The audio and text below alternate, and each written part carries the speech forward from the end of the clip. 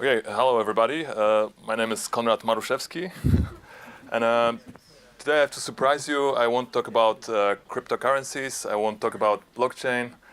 I will talk about starting a company, a fintech company, and more important, I'll also talk about lessons that we learned through the last 3 years since we started our company. I'll give you a short, brief story about our company. This all started with those four guys, and I'm happy to be one of them. I'm from Poland originally, but I've been living in Berlin for 13 years. I moved there to study. I studied computer science and psychology. And I studied together with Joszka, who at that time used to be a semi-professional poker player. Joszka used to go to school with Alex, who at that time and before used to work for Pixar. For 7 years, he was a digital hairdresser animating Toy Story characters. And also, Joszka knew Malte because of his best friend.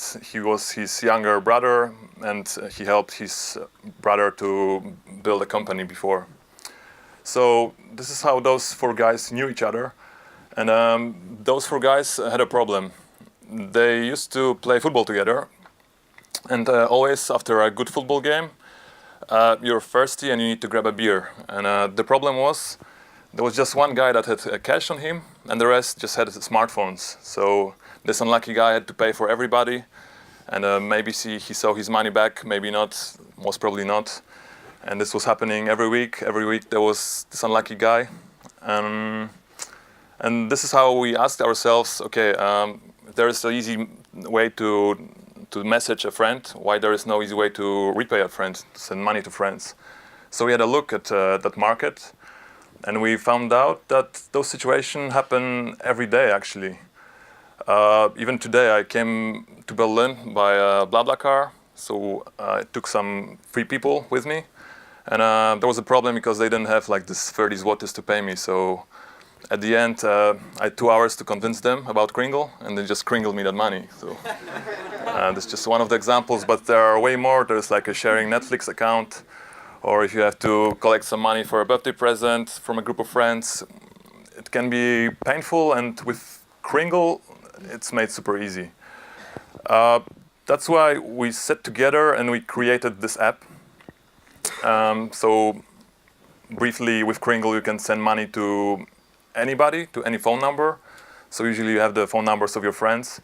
You just need to pick up the contact, say how much money you want to transfer.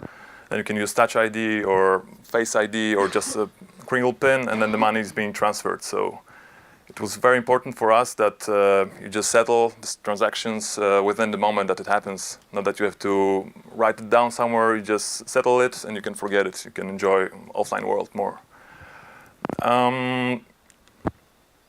So after we created it, it was very important for us to make the registration easy, because still you have to register, you have to input your bank account. We did a lot of A/B testing on this, and finally we managed to create a product that allows to add bank account and verify it within 60 seconds.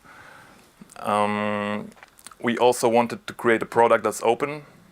I know you'll ask me probably about PayPal and all the differences about it. This is one of them. We wanted to have a product that's open, so that I don't have to ask, for example, those blah people if they know Kringle, because they didn't. If they have PayPal account, doesn't matter. With Kringle, you can really send money to anybody. You just need the phone number, and the person doesn't need to register even to get this money.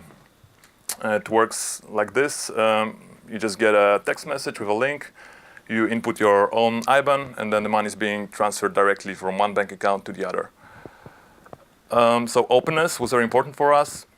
And then we looked at the bigger picture. Like, we have a lot of international friends.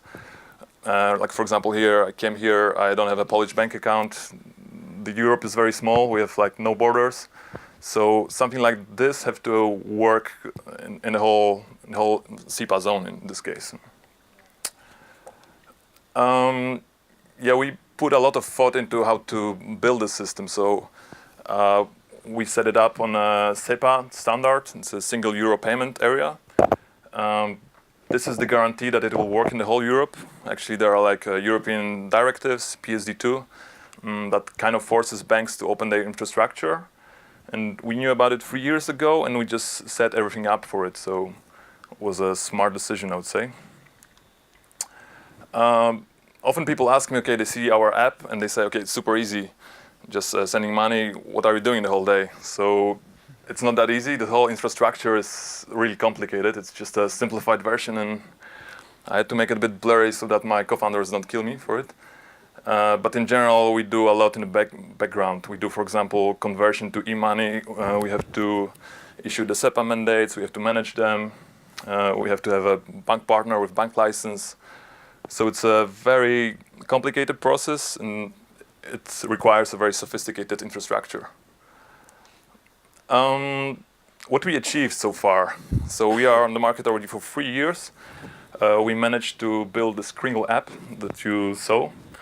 We managed to convince big players like Deutsche Kreditbank, which is the first or second retail bank in Germany. We partner up with Solaris Bank that enables us to operate in the whole Europe. We recently partner up with Consorsbank, which is a daughter of BNP Paribas, just to expand into the whole Europe. And we have also some other banks cooperating with us, like Bankhaus Lenz from Munich. We decided also to extend our product because we have our app, but we got a lot of questions from other developers saying, okay, can I integrate Kringle within my app? Like I have a team management app where I have to collect some money. Would it be possible to use you guys because it's so easy, people don't have to register? So the answer is yes. We are now working on our API. And this is something we definitely want to also offer to people. I already mentioned our strong partners. It was really hard to get them for the last 3 years. We already have some successes, like we already transferred 4 million euros so far. In our network, we have 10 million users. I don't say that they are Kringle users, but for our partners, we have a reach of 10 million people. This is also something you can be proud of, like even the board members, like the CEO of DKB. They are using Kringle on a daily basis, and they are like our strongest brand ambassadors. Just to our product, to our app, it didn't explode, but we have a constant growth. So as I mentioned, we already reached, I think, 4 million euros transferred. And usually it takes like 2 transactions for people to get really convinced of our app.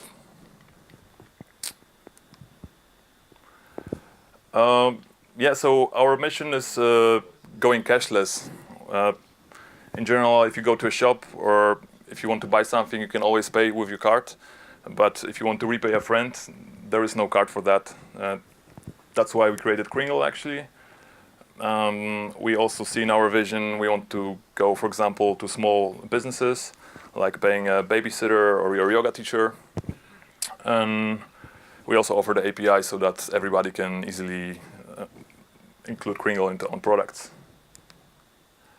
Okay, so that was a brief story of Kringle. Now I would like to go to the pain points and lessons learned that we had through starting the startup. So as I mentioned, we started directly after graduating the university.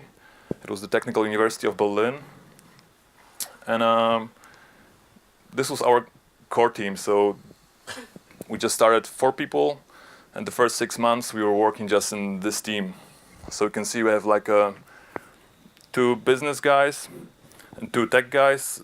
But there was one crucial person missing. Any guesses? What's missing? Yeah, sales, but exactly, yeah, marketing.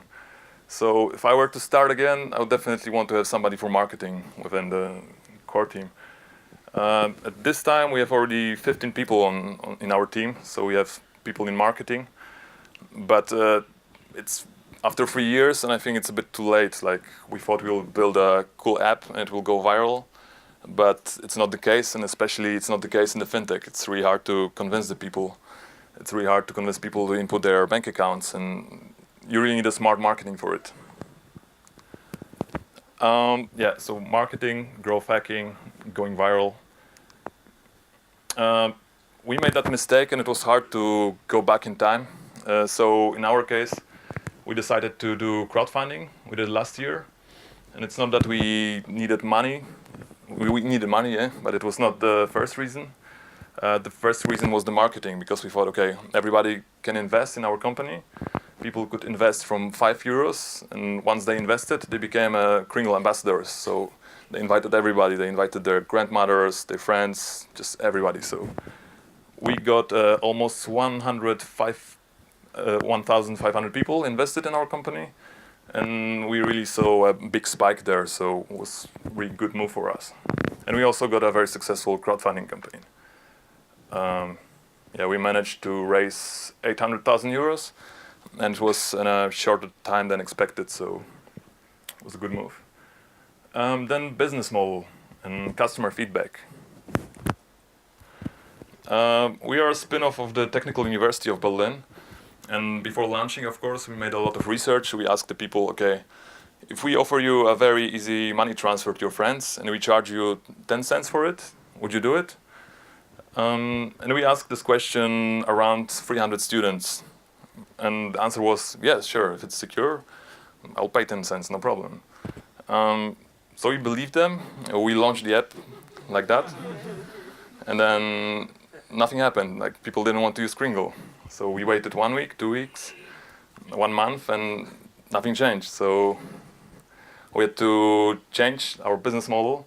And we had to do everything for free, because people are used to have everything for free, especially in the mobile age. So yeah, so we had to change our business model from B2C, charging a transaction fee, into B2B2C. So what we did is actually putting our focus more on bank partners, because banks lack innovation, banks are too slow, banks are too big to move fast, and banks have to compete, for example, against PayPal, against WeChat. So we saw our chance there, and we decided just to earn money with banks. But before that, we also had to convince some investors. So this was our first idea, actually, that we pitched to our investors. We were selling this as a first human-based ATM network. So nobody knew what it was, but it sounded cool. And people really came to us and asked, whoa, what is this? So we had this idea just to create an app so that people can look who around has cash. I can go to the person gives me cash, and then I can repay with Kringle instantly. But obviously this didn't work, but we got attention, and we managed to convince with other things like our team.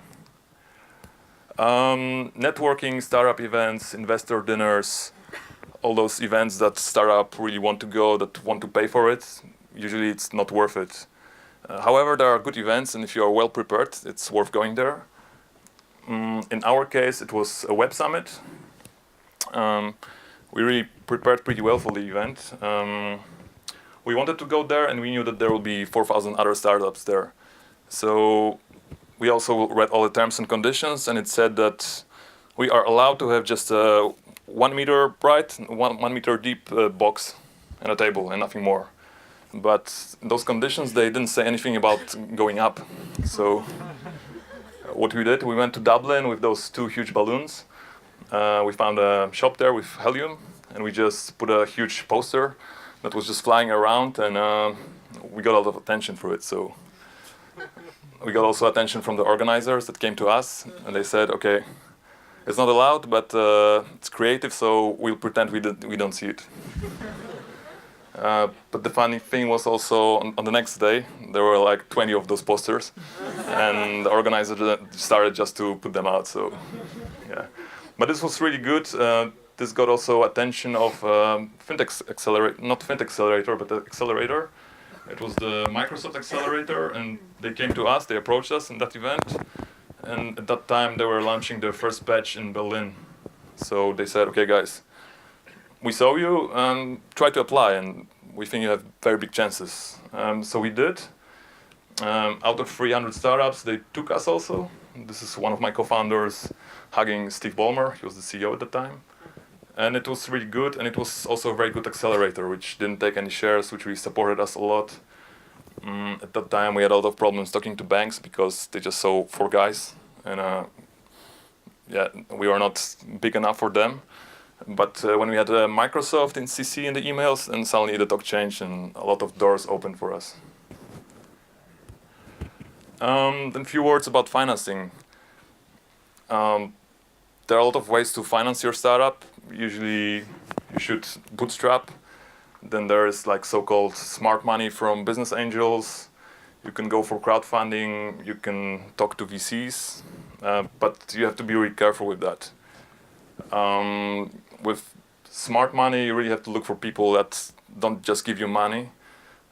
They also should bring really some knowledge to the company. They should help you to build a company, because once you take the money from them, you won't get rid of them so easy. So also crowdfunding. Our campaign looks really cool, but it's a lot of work. You have to really prepare every minute of it. You have to prepare updates. You have to answer questions about it. So it's really like a full-time job to create a crowdfunding campaign. And VCs, it's also important that you're ready for it. It's not worth to go there too early. Yeah. Another thing is legal, all the regulations. We had the luck that we had very early one business angel that invested in us, and he was a lawyer. Without him, we would have really tough problems, because from the beginning there is a lot of regulations to cope with. And if you're not a lawyer, it's not possible. And we use some other lawyer agencies, which charge a lot of money. They charge like 500 euros per hour. And even if you call them, like they charge for every 5 minutes. And sometimes you talk to a lawyer and he's like, okay, yeah, let me check. And I just look at the watch and I see euro getting burned. So it's really cool if you have somebody just to save some money on this. Customers and sales cycles. So I told you we changed our business model to focusing on banks, but we didn't know that the sales cycle is so long. It's really hard to convince banks. There are a lot of hierarchies there, and it's really hard to be this guy on a big elephant. The banks are like elephants, and it takes a really long time for it. So for a startup, you need to be agile. You need to really react fast. You don't have so much money, so you won't be living for 5 years without any revenue. So think of that. Then Fintech, also the regulations. There are a lot of regulations behind Fintech. Just some examples are no customers, AML4, for example, which is valid for the last 3 months. We also had to adjust our product to that. But in general, there are just more and more rules, more and more conditions that we have to fulfill. And our vision was to create a very simple product to send money. And now, for example, this AML regulation requests us that we require some documents like ID from every user, or we don't allow them to send more than 30 euros. And there are workarounds for this, but it consumes a lot of energy, and you really have to put a lot of thought into it too. Then also partnerships. Like usually people start companies, and they focus very on their product, but they don't focus on potential partners. In our case, I'm pretty happy because we partner up very fast with them. It was a Plan for the Planet. It's an organization where you can send €1, and then a child somewhere on the earth will plant a tree for it. So I wish we would identify them earlier, because it was a very coincidence that we did actually. But if I knew that before, I would look for organizations like this way earlier. Another example is, for example, Snackbox. And it's a box where, I don't know if you know them. It's like a snack box in your office where you take a snack and then you have to put like 5 zlotys or 2 zlotys for a snack. And those guys had really problem because people didn't have cash on them, or they had just 1 zloty. So they were just putting 1 zloty and taking the snacks for 5 zloty. So we talked to them and we said, okay, if people don't have cash, why don't you use Kringle for it? And they also agreed instantly, and we have a very successful cooperation with them. Okay, that's more or less our story overview. So now I look forward for some questions. So please give a round of applause to Konrad Maruszewski. Yeah.